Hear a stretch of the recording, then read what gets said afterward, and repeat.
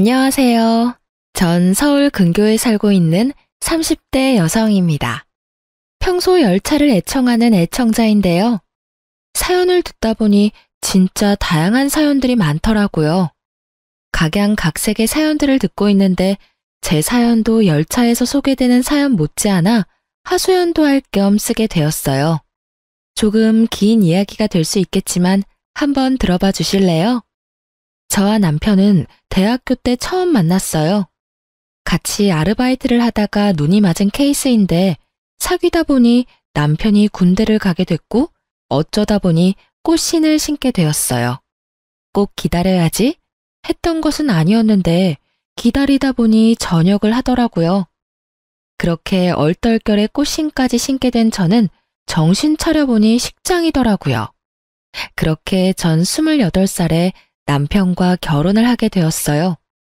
양쪽 집 다 고만고만했고 결혼에 보탬을 주실 만한 여유는 없었기에 저희는 다가구 주택의 월세부터 시작했어요. 안 힘들었다면 거짓말이죠. 힘들었어요. 그 월세방 벗어나보고자 남편과 저 참 열심히 살았어요. 하지만 5년이 지나도 사정은 크게 나아지진 않더라고요. 그래도 한 단계는 올라가 전세를 얻어 살게 되었죠. 이제 집살 일만 남았다면서 저흰 서로를 보듬어주며 지냈어요. 이렇게 열심히 살다 보면 언젠가는 우리도 빚 볼 날이 오겠지 했어요. 사정이 어렵다 보니 아기 생각은 없었고 다행스럽게도 시댁에서도 크게 압박을 주진 않았어요. 남편은 3남매였는데 편의상 둘째 동생은 서방님, 셋째 동생을 도련님이라 할게요. 꽤 평화롭던 생활에 문제가 생기기 시작한 것은 서방님이 결혼을 하면서였어요. 동서는 꽤 이름 있는 회사에 다니고 있었는데 회사뿐 아니라 친정도 잘 살아서 저와는 하나부터 열까지 비교가 되기 시작했어요. 처음엔 가볍게 시작한 비교가 점차 편애와 차별로 이어지더군요. 대놓고 동서와 저를 차별하기 시작하는데 정말 속상하기도 하고 비참한 마음마저 들었어요. 다들 아시죠? 친정도 부유하고 돈도 잘 버는 며느리 떠받들고 사시는 시어머니. 그런 시어머니만 믿고 절 종처럼 함께 부려먹는 시어머니보다 더 얄미운 동서. 두 사람은 집안일이 쌓였으면 저부터 찾기 바빴어요. 저에게 모든 일을 하게 만들었고 그렇게 시댁종으로 전락해버렸어요. 저도 집에서 있는 사람 아니고 엄연히 회사 다니는 직장인인데 동서보다 좋지 않은 회사에 다닌다는 이유로 집안의 각종 행사는 제 차지가 되더군요. 그날은 동서가 시집 오고 처음으로 모시게 된 아버님의 제사였어요. 다른 건 이 변명 저 변명을 대며 저에게 다 맡겼어도 다른 것도 아니고 아버님 제사인데 이번만큼은 어머님도 제대로 시키시고 동서도 제대로 제 몫은 하겠지 하고 생각했어요. 이번만큼은 혼자 죽어라 일하지 않아도 되겠다고 하며 반차를 쓰고 어머님이 사오라고 했던 재료들을 사서 시댁으로 향했어요. 어머님, 저 왔어요. 사오라고 하신 거 다 사왔는데 이거 어떻게 할까요? 어떻게 하긴? 바로 손질하거라. 네? 바로요? 동서도 아직인 것 같은데 좀 쉬다가 동서 오면 시작하면 안 될까요? 기다리지 말고 그냥 해. 둘째네는 오늘 늦는다고 했어. 지방 어디 출장 가 있는데 일 끝내는 대로 올라온다고 하더구나. 어휴, 저녁 먹기 전까지는 와야 할 텐데 얼마나 힘들 거야. 정말 어이가 없더라고요. 있잖아요, 여러분. 저는 아버님 첫 제사 때 어머님 강요로 회사 연차까지 쓰고 아침부터 시댁에 와서 하루 종일 일만 했었어요. 그것도 처음부터 혼자 할 버릇해야 손에 익는다며 저 혼자 다 했었다고요. 저한텐 그렇게 모질게 하셔놓고 동서에겐 그렇게 관대할 수가 없더군요. 동서 걱정에 시갯바늘만 바라보시는 어머님을 보고 있자니 그나마 피어오르던 전이가 상실하는 기분이 들었어요. 전 그저 입을 꾹 다물고 제사 음식을 준비했죠.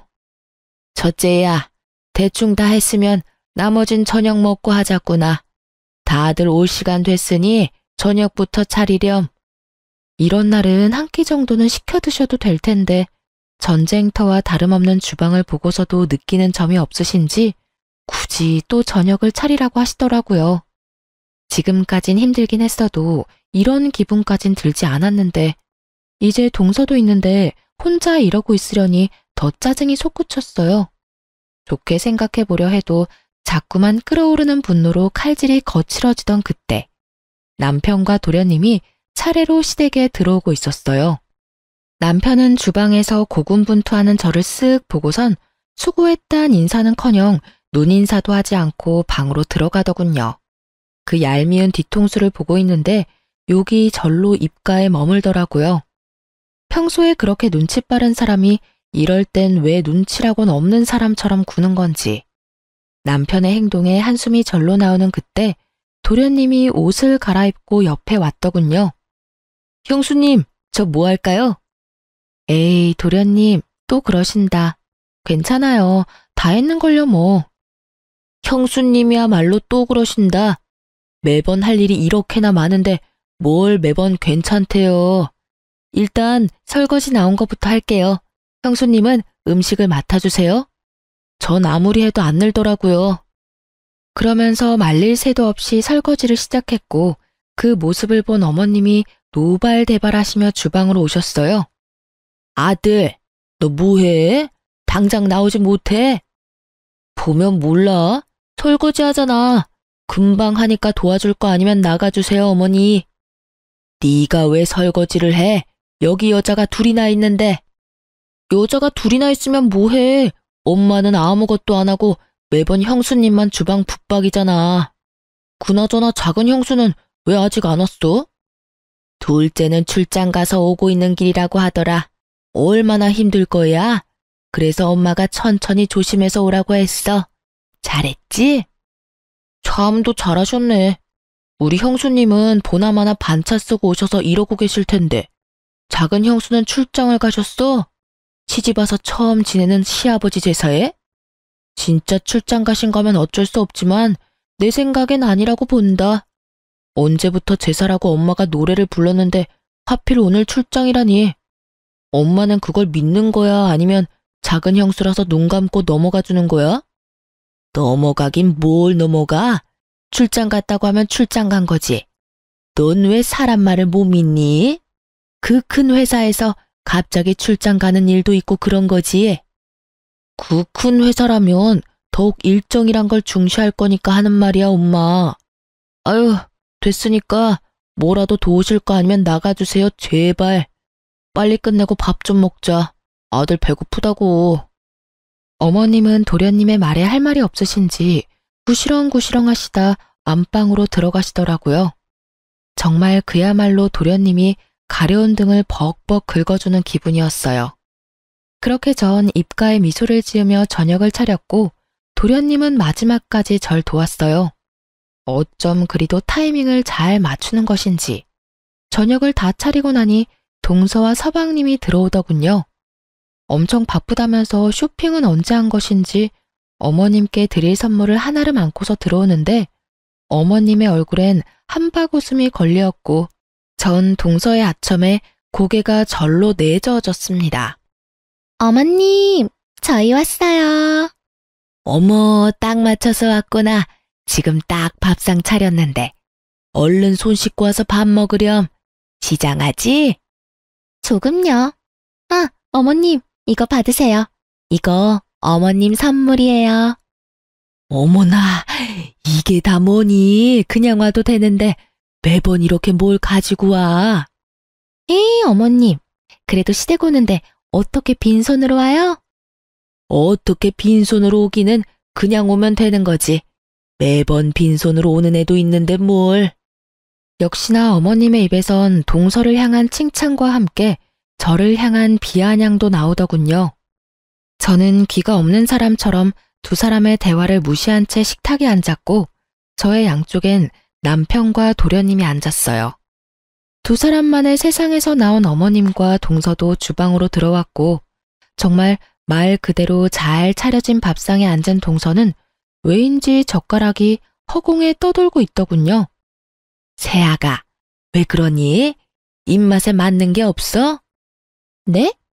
그게 점심때 과하게 먹었더니 좀 가벼운 게 먹고 싶어서요. 혹시 샐러드 같은 건 없을까요? 샐러드? 아유, 없으면 만들면 되지. 첫째야, 얼른 샐러드 좀 해서 오거라. 제사 지내는 날 샐러드를 찾는 게 제정신 박힌 사람이 할 수 있는 짓인가요? 아니, 찾을 수도 있다고 쳐도 샐러드가 무슨 나와라 뚝딱 하면 나오는 것도 아니고 재료도 소스도 없는데 어떻게 뚝딱 만들어내나요? 거기에다 왜 제가 동서가 먹고 싶은 샐러드까지 만들어 와야 하는 건지 도저히 이대로는 안 되겠다는 생각을 한마디 하려는 찰나 저보다 더 기가 찬다는 듯 도련님이 나서 입을 뗐습니다. 아니, 내가 웬만하면 참으려고 했는데 이게 무슨 경우예요? 작은 형수는 손이 없어요? 아님 예의가 없는 건가? 자신에게 향하는 노골적인 비난의 화살에 동서는 버럭버럭하며 대항하더군요. 도련님, 말씀이 너무 심하신 거 아니에요? 그리고 전 그저 샐러드는 없냐고 물었을 뿐이에요. 그게 경우 예의까지 찾을 일인가요? 정말 몰라서 물으세요? 생각 같아선 와, 진짜 개어이가 없다는 말이 나오려다. 그것도 많이 순화해서 한 말인데. 뭐라고요? 내가 작은 형수 뻔뻔하신 건 진작 알고 있었지만 이 정도일지는 몰랐네요. 아버지 제사인 거 뻔히 알면서 출장 일정 잡은 것도 어이가 없는데 큰 형수가 기껏 차린 밥상에서 샐러드나 찾고 있는 꼴을 보자니 작은 형수 인격이 딱 보이네요. 이런 걸 보고 이런 말을 한다죠? 얼굴에 철판 잘 깔려있다. 뭐 이런. 도련님! 동서의 언성이 높아지자 어머님이 큰 싸움 나겠다 싶었는지 급하게 제지하고 나서더군요. 그만들 하렴. 첫째 넌 왜 샐러드를 준비 안 해서 왜 이 분란을 만드니? 샐러드 같은 건 네가 센스 있게 진작 준비했어야지. 넌 맏며느리라는 애가 그렇게 센스가 없어? 정말 어이가 없더군요. 이때껏 단 한 번도 샐러드 드시는 꼴을 본 적이 없는데 제가 어떤 센스를 발휘했어야 샐러드를 준비할 수가 있었을까요? 이번에야말로 제가 한마디를 해야 하는 상황 같더군요. 어머님, 제가 시집 온 지 5년이 지났어요. 그동안에 단 한 번도 샐러드를 찾으신 적이 없는데 제가 무슨 수로 샐러드를 준비하겠어요? 그러지 않아요? 그리고 동서, 샐러드가 먹고 싶으면 동서가 직접 사서 와. 없는 것 뻔히 알면서 찾지 말고. 동서 때문에 기껏 고생은 고생대로 하고 욕은 욕대로 먹고 이게 뭐야? 예, 너 지금 나 들으라고 하는 말이니? 내가 언제 너한테 욕을 했다고 그러니? 아, 그렇죠? 600원 다 하셨는데. 전 꼭 욕 한 바가지는 먹은 기분이라 저도 모르게 말이 그렇게 나왔네요. 너 정말 웃기는 애구나. 내가 너한테 뭘 어떻게 했다고 이렇게 기분 나쁜 티를 팍팍 내고 있니? 물으시니까 말씀드려 볼게요. 어머님, 저 시집와서 아버님 첫 제사 때 일 바빠서 연차 못 낸다고 하니까 뭐라고 하셨는지 기억은 나세요? 그딴 식으로 할 거면 회사 때려치우라고 하시면서 화내셨죠? 어머님 그러시는 바람에 저 승진이 달린 프로젝트까지 포기하면서 연차 내고 와서 제사 음식 만들었어요. 그것도 저 혼자서 다요. 그런데 동서한테 어떻게 하셨어요? 저한테 하셨던 거랑은 달라도 너무 다르시잖아요. 그리고 동서도 그래. 나 동서가 이름도 없는 작은 회사 다닌다고 해도 회사 일 바쁘다면 굳이 나처럼 무리하면서까지 오라고 할 생각 추호도 없어. 어차피 혼자 하던 일이니까. 그런데 있잖아. 최소한 사람이 염치라는 건 있어야지. 이 시간에 와서 차려준 밥상에 숟가락만 얹는 처지에 있을 리 없는 샐러드나 찾는 건 동서도 좀 아니라고 생각하지 않아? 제 말에 어머님은 할 말이 없으신지 어버버 하고 계셨고 동서는 얼굴을 붉히며 고개를 숙이더군요. 숙임의 의미가 반성보단 분노에 가까웠지만 그 콧대 높던 동서의 정수리를 보고 있자니 좀 통쾌하긴 했어요. 분위기가 이러하자 서방님은 화제를 돌리더군요. 아유, 형수님, 제가 대신 사과드릴게요. 죄송해요. 기분 푸세요. 아참 형, 이사할 수도 있다며? 어떻게 하기로 했어? 결정은 했어? 아직 고민 중이야. 대출을 끼자니 이자 부담이 너무 클 것 같고, 그렇다고 계속 살던 집에 살자니 그것도 아닌 것 같고, 저울바닥에 집은 이렇게나 많은데 왜 내 집은 없는 건지, 아휴. 그 당시 저흰 이사를 해야 하나 말아야 하나, 무리를 해서라도 집을 사야 하나 말아야 하나 고민하던 중이었는데, 서방님이 하필 집 이야기로 화제를 돌렸고, 듣고 있던 동서가 그만 말실수하고 말았어요. 저희 부부는 굳이 알아서 좋을 것 없는 사실을 알게 된 것이었죠. 그래도 집 사서 이사하시는 게 좋지 않을까요? 저희 집값 또 올랐어요. 당장은 이자 부담이 되더라도 일단 사시는 게 더 이득일 것 같은데. 매번 이사하는 비용도 장난 아니잖아요. 그렇지 않아요, 형님? 그렇게 생각하면 그렇긴 한데, 그래도 대출 금액이 워낙 크니 고민스럽긴 해. 그나저나 집값 또 올랐어? 저번에도 올랐다고 하더니. 좋겠다. 그 집 결혼할 때 산 집이지? 네, 어머님께서 장만해 주셨잖아요. 잠깐만. 지금 동선의 집을 어머님이 해주신 거라고? 네. 아, 형님 모르셨어요? 전 당연히 아시는 줄 알았는데. 어머, 저 실수한 걸까요? 그런 기분 아세요? 뒤통수를 크게 한 대 맞은 기분. 앞서 말씀드렸다시피 저흰 월세집에서 시작했습니다. 월세집에서 시작했다고 해서 큰 불만은 없었어요. 양쪽 집 다 도와줄 여력이 되지 않았으니 어쩔 수 없다고 생각했으니까요. 아니, 도와주실 수 있다고 한들 도와주고 말고를 결정하시는 것은 부모님들의 몫이니까요. 그런데요, 여러분, 저 지난 5년 동안 그야말로 시댁 일이라면 도맡아서 다 해왔어요. 동서가 시집 오고 난 뒤에도 마찬가지이고요. 그놈의 빌어먹을 맏며느리 타령을 하시며 종처럼 부려먹으셨으면서 저희가 집 때문에 돈 때문에 고민할 때는 말 한마디 없으셨던 분이 어머님이세요. 그랬던 어머님께서 동선에 집을 사주셨다니 섭섭할 만도 하다고 생각하지 않으신가요? 남편 역시 저와 생각이 같은지 섭섭한 기색을 감추지 못하고 있더라고요. 도련님 역시 놀란 듯 토끼 눈을 하고 있더니 이내에 고개를 내저었고, 어머님, 서방님, 동서는 남편과 저의 눈치를 살피기 바쁘더군요. 침묵은 길어졌고 그 침묵을 깬 건 다름 아닌 어머님의 헛기침이었어요. 너희 너무 섭섭하게 생각하지 말아라. 너희가 결혼할 때는 알다시피 도와줄 형편이 안 됐어. 그런데 너희도 알지? 시골에 작은 땅 있던 거. 그게 둘째네 결혼할 때 개발된다고 땅값이 엄청나게 올랐지. 그래서 처분해서 둘째네 집 해준 거야. 너희 때야 없어서 못 해줬지만 둘째 때야 타이밍 좋게 돈이 생겼으니 도와주는 게 당연한 거 아니겠니? 그렇긴 하지만 섭섭한 마음이 드는 건 어쩔 수 없네요, 어머님. 섭섭?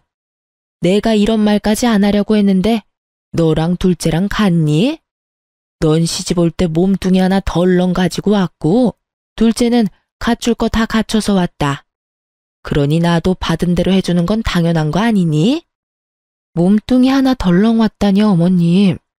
저희 결혼할 때 이 사람 장남 노릇하느라 집에 돈이란 돈은 다 가져다 줘서 모은 돈 하나 없었어요. 그래서 저희 처음 시작할 때 전부 제가 모은 돈으로 시작했다고요. 그래서 지금 그 코딱지만한 돈으로 생색이라도 내려는 게야? 생색이 아니라 사실을 말씀드리는 거예요. 어머님이 매번 저한테 몸뚱이만 가지고 시집 왔다고 하시니까요. 언제 또 내가 매번 그랬다고 그러니? 오늘은 네가 섭섭하다 그러니까 나도 상황을 설명하다 보니까 그랬던 거지. 아니, 그리고 내가 내 돈으로 내가 썼다는데 그걸 너한테 일일이 설명해야 하니? 너 혹시 내 재산 탐내는 거니? 설마 그런 거야? 난 네가 그렇게까지 욕심 많은 애인 줄 꿈에도 몰랐구나. 탐내다뇨. 그런 뜻 아닌 거 잘 아시잖아요.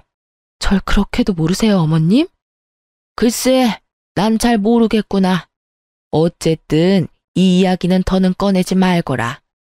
내가 때가 되면 어련히 너희 목도 줄 터이니 기다려. 알겠어? 할 말이 없더군요. 한순간에 전 어머님께 있는지도 몰랐던 재산이나 탐내던 며느리가 되었고 오해는 풀지도 못한 채 마음의 섭섭함만 남았습니다. 그날 밤 집으로 돌아와 멍하니 있으니 남편이 말하더군요. 여보, 기분 많이 상했지?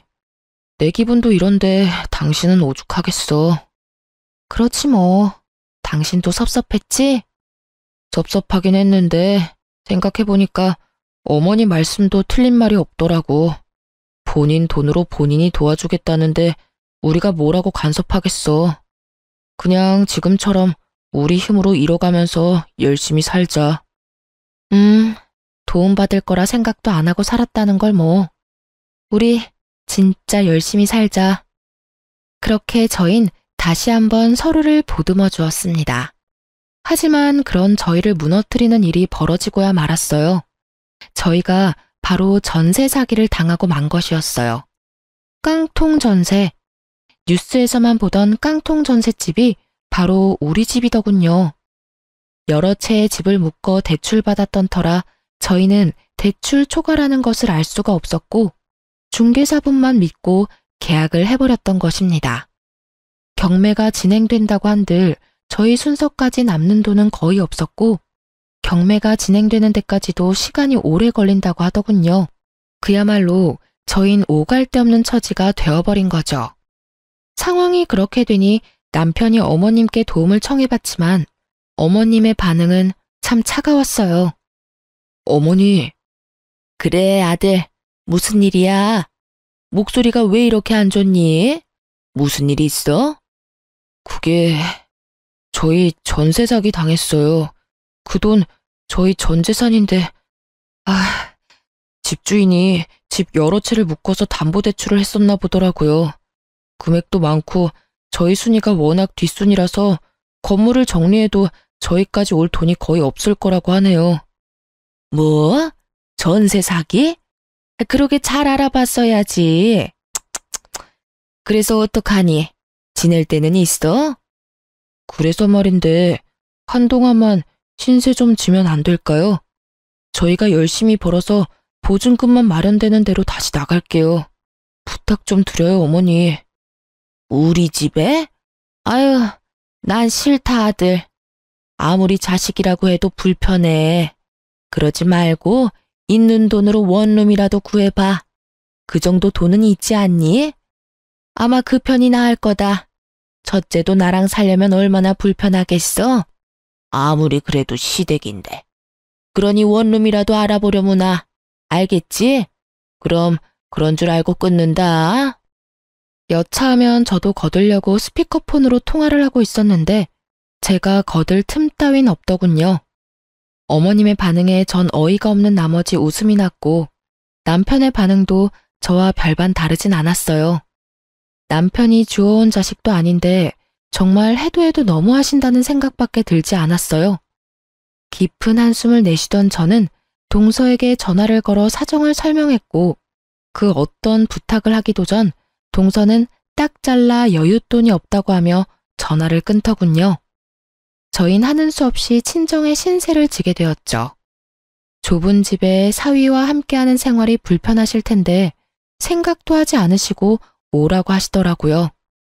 그렇게 저흰 친정에서 지내게 되었고 엄마는 저희만 불편하지만 않다면 편하게 지내라고 해주셨죠. 이후 저희는 아주 잘 지냈어요. 남편은 엄마를 친엄마처럼 잘 따랐고 저희 엄마 역시 남편에게 잘 대해주었어요. 그렇지 않아도 아빠가 돌아가신 지 얼마 되지 않아 적적하던 터에 저희가 와주어서 엄마는 너무 좋다는 말을 자주 해주셨어요. 지금 생각해보면 아마 저희가 혹시라도 눈치를 볼까봐 그런 말을 자주 해주셨던 것 같아요. 그렇게 친정에서 지낸 지 일주일이나 지났을까요? 도련님이 우리 회사로 찾아왔더군요. 그러면서 저에게 통장과 도장을 내밀며 말했어요. 형수님, 이거 진짜 얼마 안 되는데 집 구하실 때 보태 쓰세요. 도련님이 내민 통장에는 1,000만 원이 넘는 돈이 들어있더군요. 직장을 구한 지 얼마 되지 않은 도련님이 아끼고 아껴 모은 전 재산이었습니다. 도련님의 마음이 너무나 고마워 눈물이 나더군요. 전 도련님께 마음만 받겠다며 혹시나 필요한 일이 생기면 그때 다시 달라고 했고, 도련님은 알겠다며 통장을 다시 넣으시곤 마지막까지 꼭 연락 달라고 하더군요. 참 따뜻했어요. 도련님의 마음이요.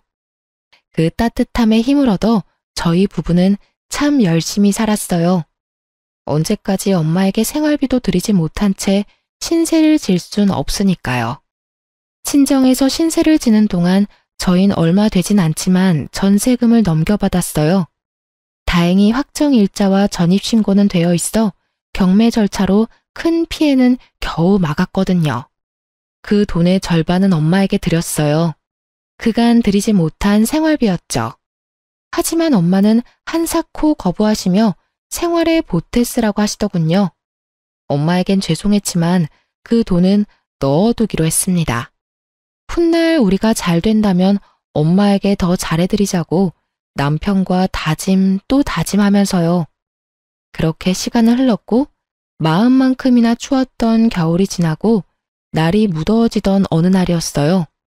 초저녁 집에 모여 식사를 하고 있는데 엄마에게 전화가 오더군요. 전화를 받는 엄마의 얼굴은 어두웠고요. 엄마, 무슨 전화길래 얼굴이 그렇게 어두워? 아, 그게 엄마야. 그러니까 네 외할머니. 어? 외할머니?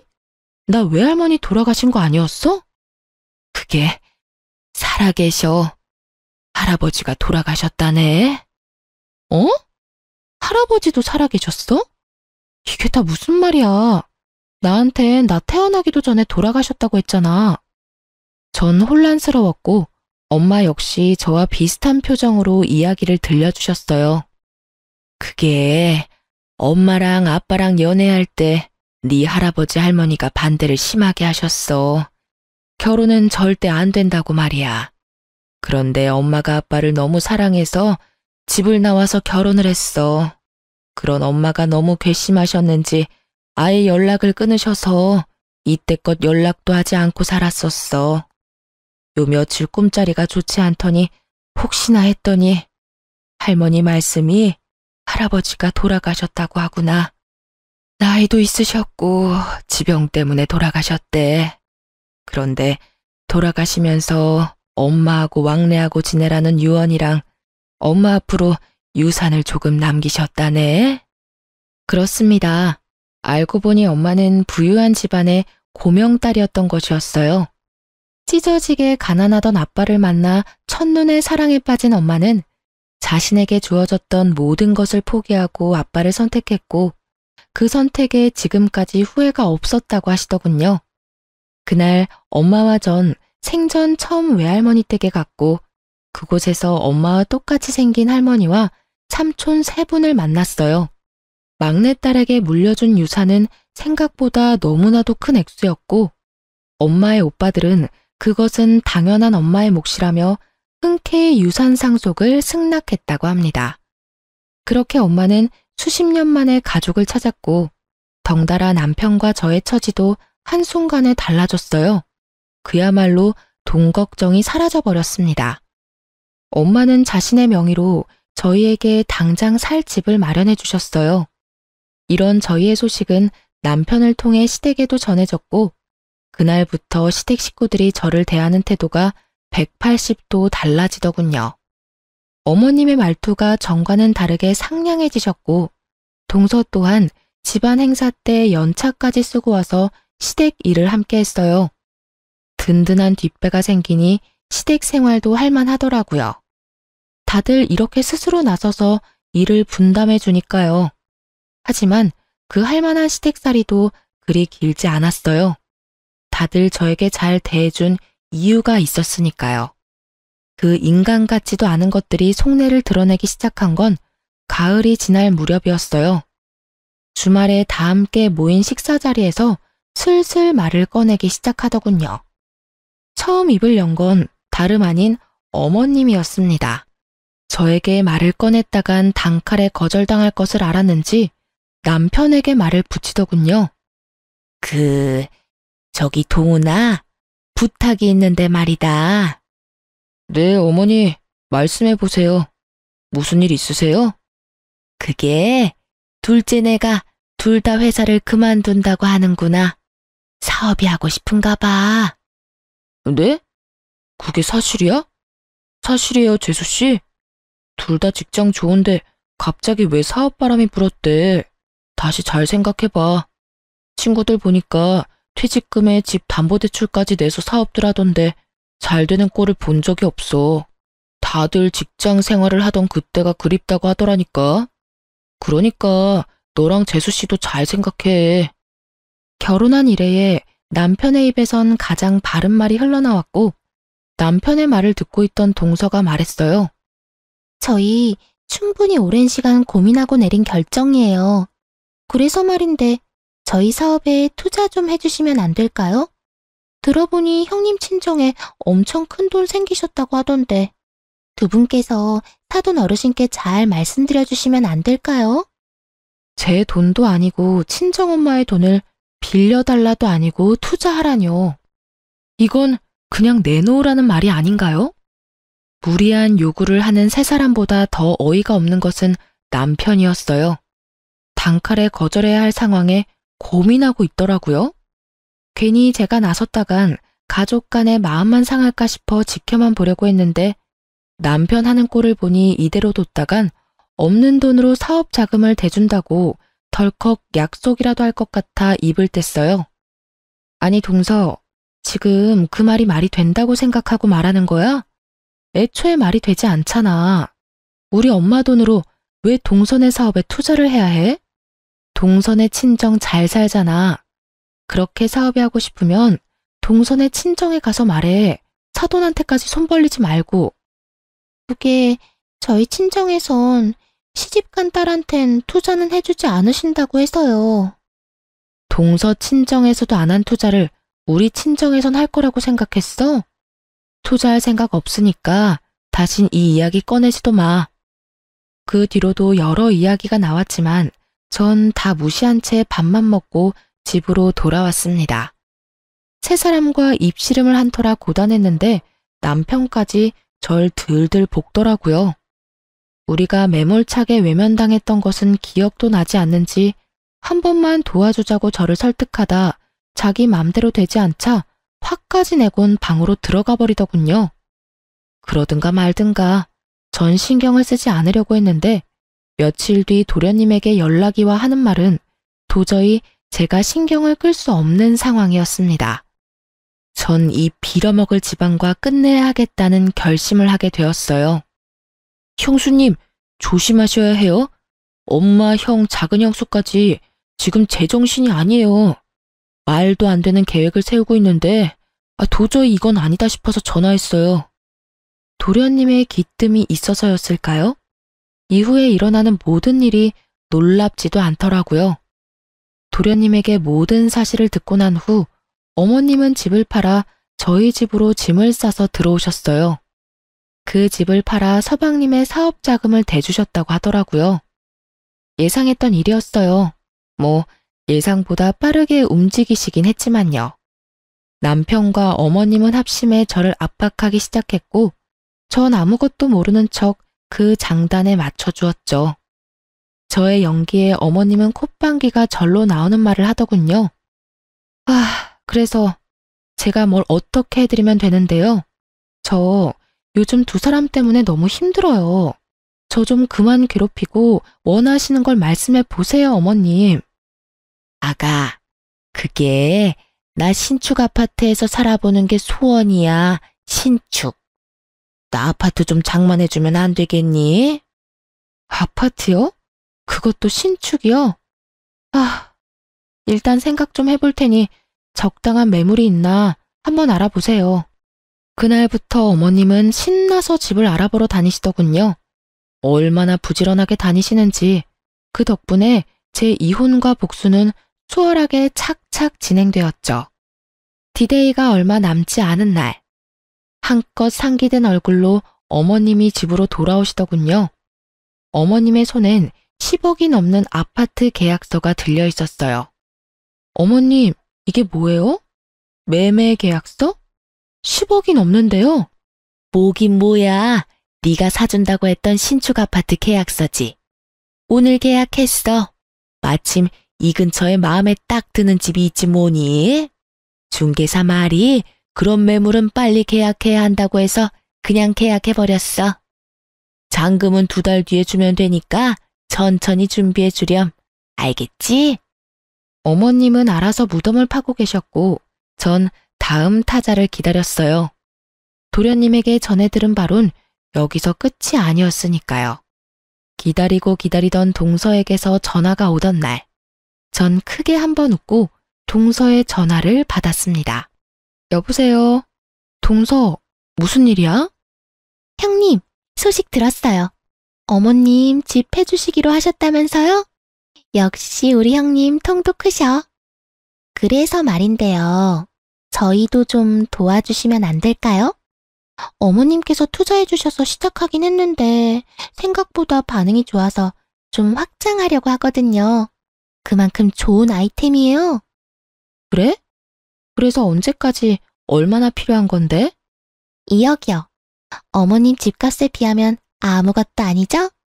빠르면 빠를수록 좋으니까 마련되는 대로 보내주세요, 형님. 이쯤 되니 시댁 식구들은 절 돈 나오는 자판기쯤으로 알고 있는 것이 분명하더군요.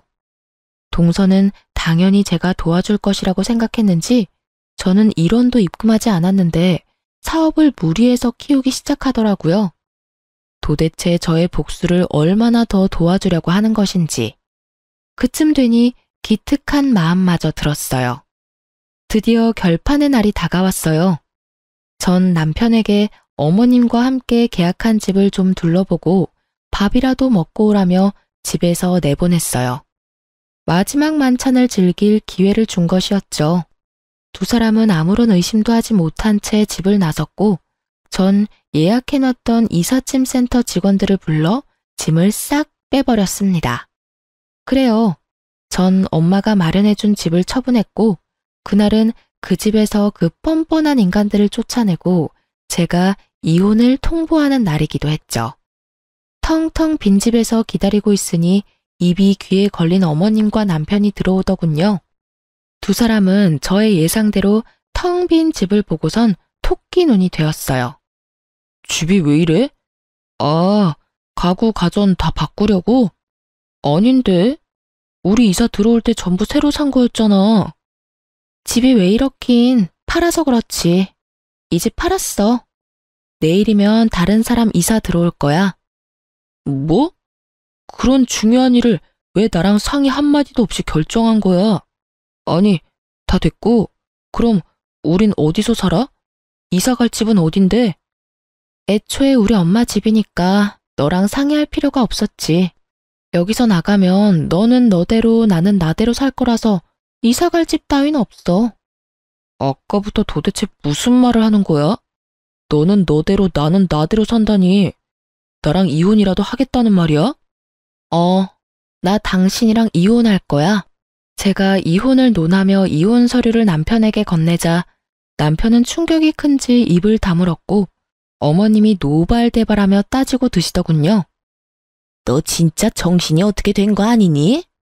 아까까진 아무 말도 없다가 갑자기 이혼은 무슨 이혼이야? 이혼은 무슨 이혼이긴요. 그냥 이혼이죠. 제가 웬만하면 어머님이나 어머님 아들이나 데리고 살아보려고 했는데 머릿속에 든 게 웬만하지 않더라고요.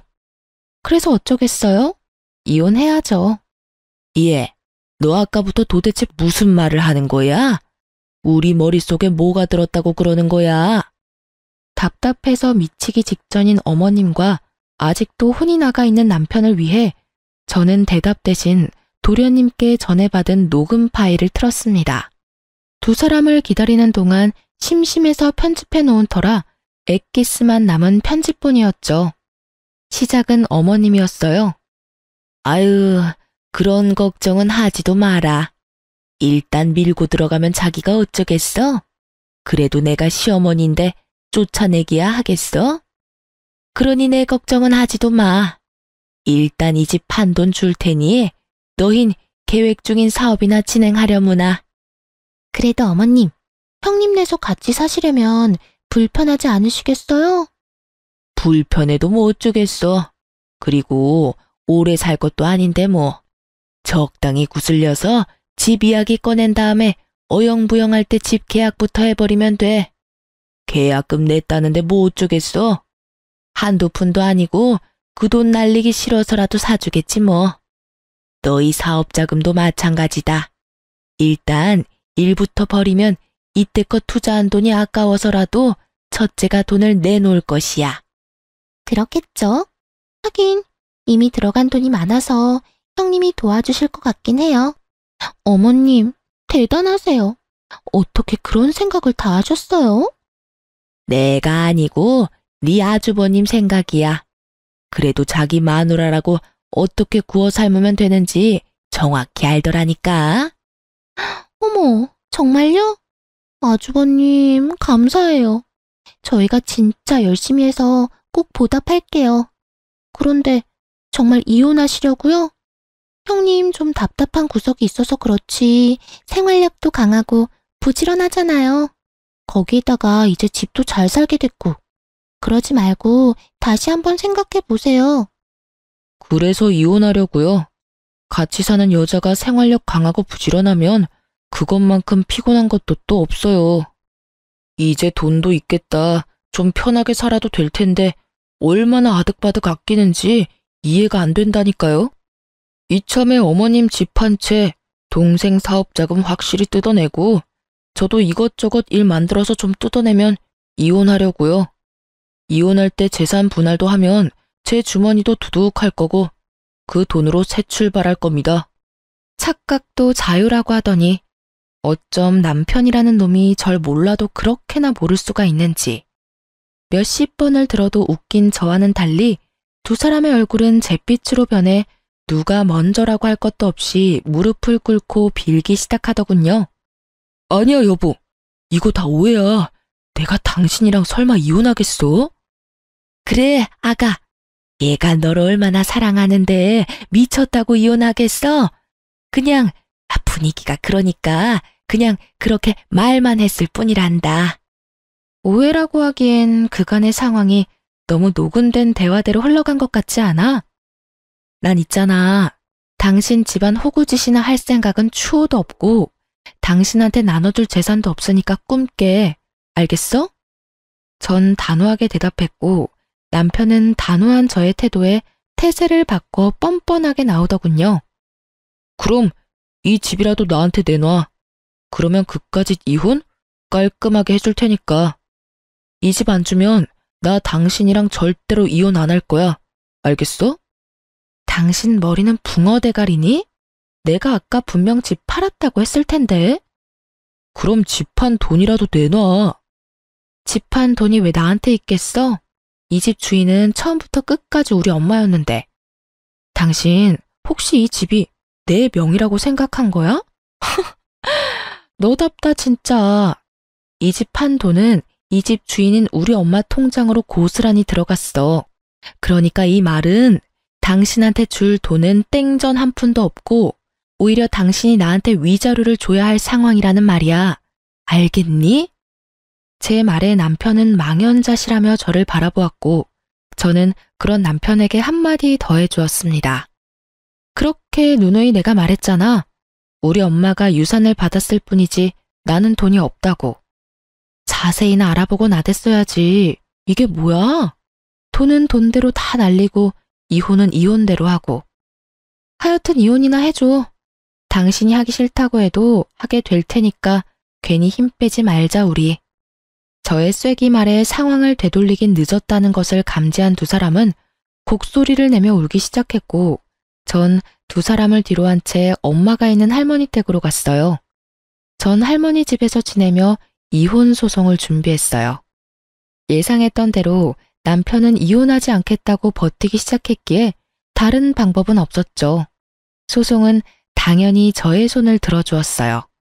비싼 이혼 전문 변호사를 선임한 덕도 있겠지만 제가 가지고 있던 녹음 파일, 돈을 요구하는 문자 등등 증거가 워낙 많아서 손쉽게 이길 수 있었어요.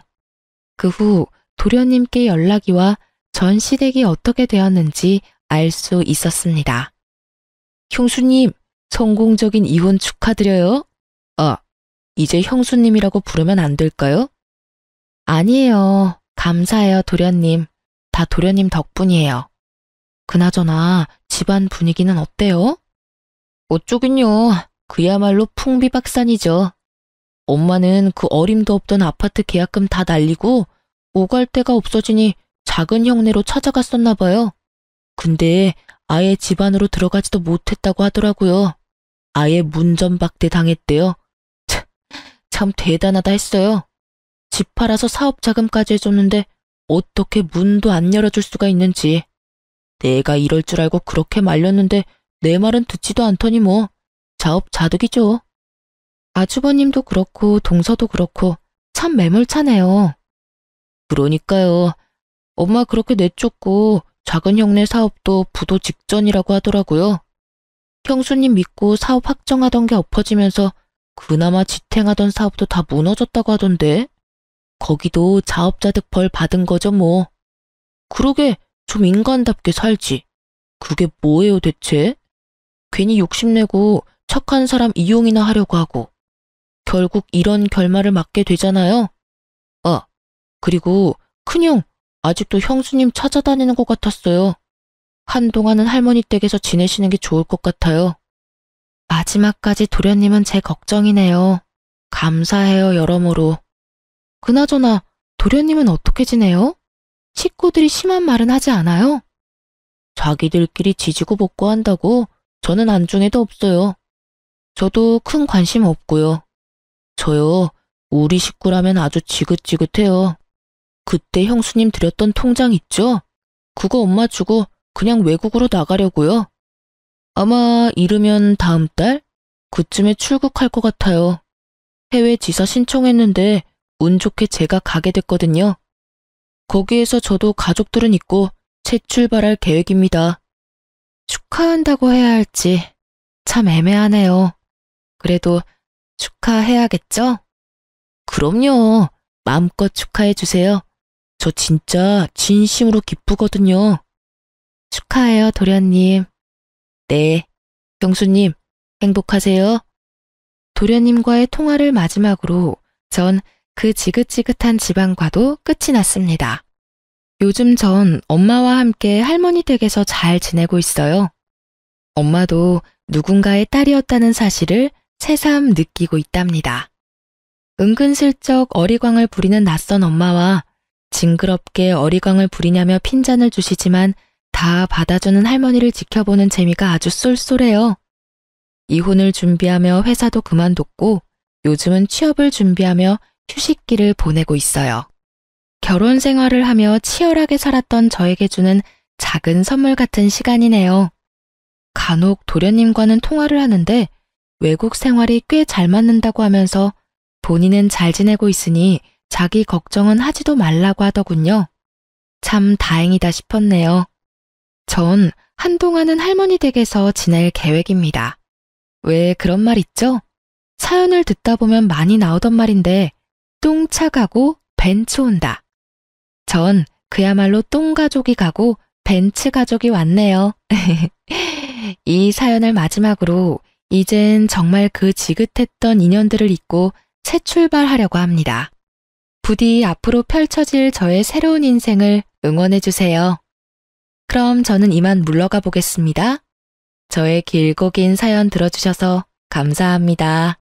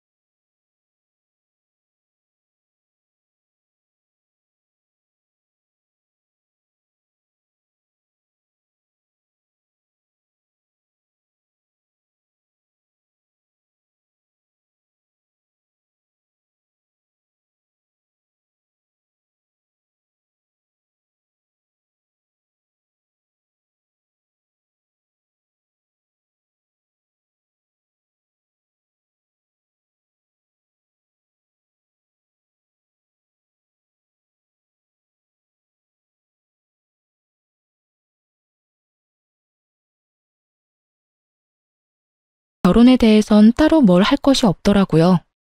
그저 동서의 짐을 빼서 집 앞에 내팽겨 쳐놨더니 쥐도 새도 모르게 가지고 갔다고 했어요.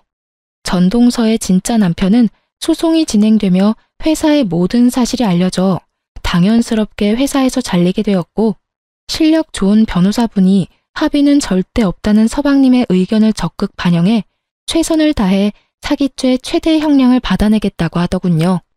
이 어이없는 상황에서 더 어이없는 소식이 전해졌는데 그게 무엇인지 예상이 되시나요? 그건 바로 전 동서의 진짜 남편이었던 박 대리가 그 없는 살림에 비싼 변호사를 선임해 모든 죄를 동서에게 덮어 씌우려고 했다지 뭐예요? 그럼 뭐 하나요? 증거가 차고도 넘치는걸요. 괜한 돈 낭비만 하고 다니는 진짜 남편과는 달리 전 동서는 진짜 남편에게 배신당하고 자포자기한 상태에서 판결만 기다리고 있는 상태라고 하더군요. 그렇게 그 거머리 같은 사기꾼들과의 인연은 끝이 났어요. 전 여전히 시댁과 친정의 도움을 받으며 잘 지내고 있어요. 언젠가 두 사람은 결국 깜빵에 가게 되었다고 듣긴 했는데 형량을 얼마나 받은 것인지 그 후엔 어떻게 되었는지 묻진 않았어요. 괜한 상처를 들춰내는 짓인 것만 같아서요. 한동안 서방님, 아니 도련님은 힘들어 하시더라고요. 애써 숨기려고 노력했지만 훤히 다 보여 제 마음이 더 아프더군요. 하지만 시간이 약이라는 말이 딱 맞는 게 요즘은 꽤 많이 잘 지내고 있어요. 최근에 제가 급하게 일이 있어 도련님께 아이의 하원을 부탁한 적이 있는데 그날 딸을 데리러 간 도련님이 선생님에게 반하신 건지 선생님에 대해 이것저것 물어보더라고요. 참고로 전 대찬성이에요. 그렇지 않아도 평소 제가 좋게 보던 분이라 내심 잘 됐으면 하는 마음으로 앞으로 자주 딸의 하원을 부탁할 계획이에요. 아, 그리고 최근에 시댁에서 건물 한 채를 넘겨주셨어요. 전 너무 과하다며 이미 받은 것이 너무 많다며 거부했지만 어머님이 이렇게 말씀하시더라고요. 첫째야, 내가 이번 일 겪으면서 느낀 바가 많아. 내 생각 같아선 언제까지나 네가 우리 가족이고 그 사실은 변함없을 테지만 또 사람 일이 어떻게 될 줄은 모르는 일이지 않니? 그리고 어차피 이 건물은 너한테 주려고 했던 거였어. 이왕 줄 거 조금 더 일찍 주는 것뿐이니 받아주려무나. 어떻게 되기는요. 희은이가 있는데 죽을 때까지 가족이죠. 그렇게 생각해주니 고마워. 너 내가 했던 말 기억하지? 혹시나 좋은 사람 생기면 새 출발하라는 말. 나도 그렇고 네 아버지도 그렇고 우린 네가 좋은 사람 만나서 다시 사랑받으면서 살았으면 좋겠어. 혼자 긴 여생을 살아가는 건 너무 외롭지 않겠어? 그러니 너도 좋은 사람 있으면 연애도 하고 연애하다 이 사람이다 싶으면 결혼도 해. 알겠지? 건물은 잘 챙겨뒀다 희은이 공부도 시키고 너 결혼하게 되면 결혼 자금으로도 쓰려무나. 이렇게까지 챙겨주시는데 더는 싫다고 할 수도 없는 노릇이길래 못 이기는 척 받아뒀어요. 어머님이 계속 말씀하시니까 문득 결혼 생각을 다시 해보게 되었어요. 그런데 글쎄요. 앞으로는 어떻게 될진 모르겠지만 아직까진 결혼 생각이 전혀 없네요. 아직은 하늘에 있는 남편만큼 다른 사람을 사랑할 자신이 없는 거 있죠? 그저 딸아이와 함께 행복하게만 살아가려고요. 이로써 저의 시댁 이야기는 끝이 났습니다. 긴 사연 들어주셔서 감사합니다.